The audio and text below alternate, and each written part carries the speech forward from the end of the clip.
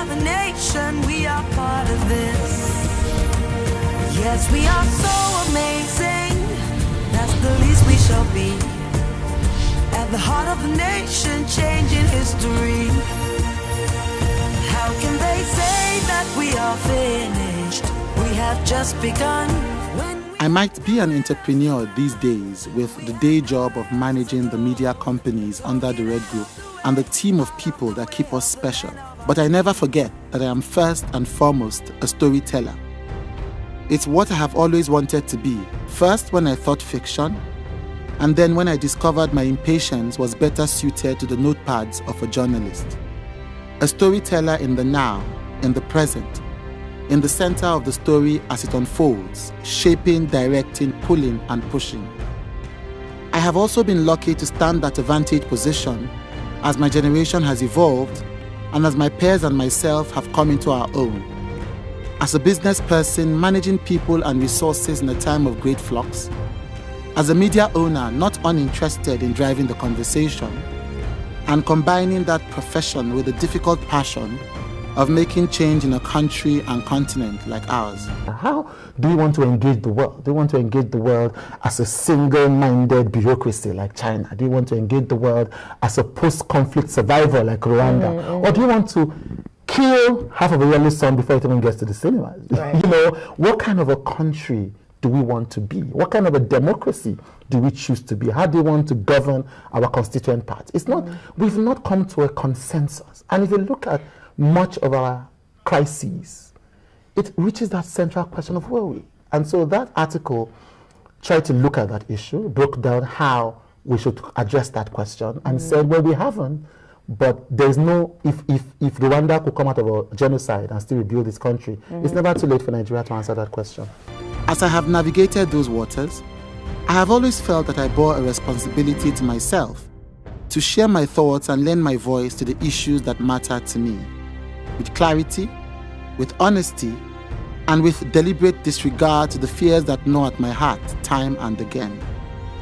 It is sometimes the fear of going against the grain, the fear of taking a tack against the popular stand, or what I call in one of the pieces, the courage to be reasonable. And at the end of the day, all I have is my voice and its independence, and I have chosen to guide it with all that I have and all that I am.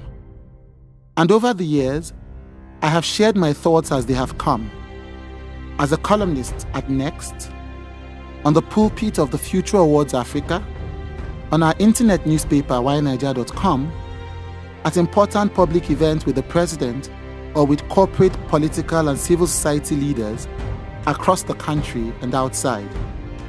There was no anticipation they would all tie in one day into this collection that reflects thoughts I hold dear, my vision of modern society across the intersections that interest me. We don't have to be geniuses to make our country work. If we found the best and brightest of our country and we brought them together and we say, let's build a great nation, it will be built. I just find difficulty understanding why this is so difficult to do. I watch my country dying and I keep asking myself, why can the elite in this country not realize that they're dealing with a dying country and say, go, let's pull everybody across all divides, please let's come together, our country is dying. Why should we allow our children to remember us with such sadness? Let's work together to change it. And that's what the challenge is for me. We are not intrinsically better than the generation before us. It's not as if we were born and then we were anointed and said, go and do exploits. You know, essentially we're in the same Nigeria facing the same problems. So we might end up like the people before us. How do we or we are already even on the main road. How do we ensure that we are not and that we do better? That's the essence of the symposium. In 2013, after the whirlwind of the rallies that brought the new president into power, the excitement of new elections and getting out the youth vote, as well as the euphoria of people power occasioned by the fuel subsidy protests of the year before, and as I consider the future of our country and our continent, I embarked on the popular essay series New Leadership on the nation's leading online platforms. They were, for me, a statement of my vision, what I think is possible, what I think we must do. I thank my friends Gbenga Sheson, Ado Obinwa Obani, Mfon Ekpo, Adebola Williams, and others, who insisted after the series that this was a book that had to be done, put together a story that had to be told.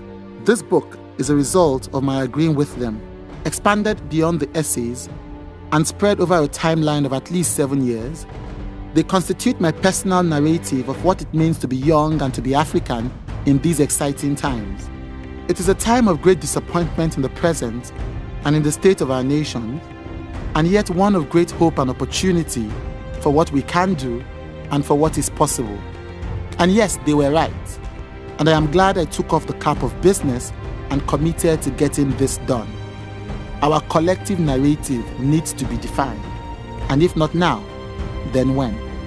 Chude Jidonwa, February 2014.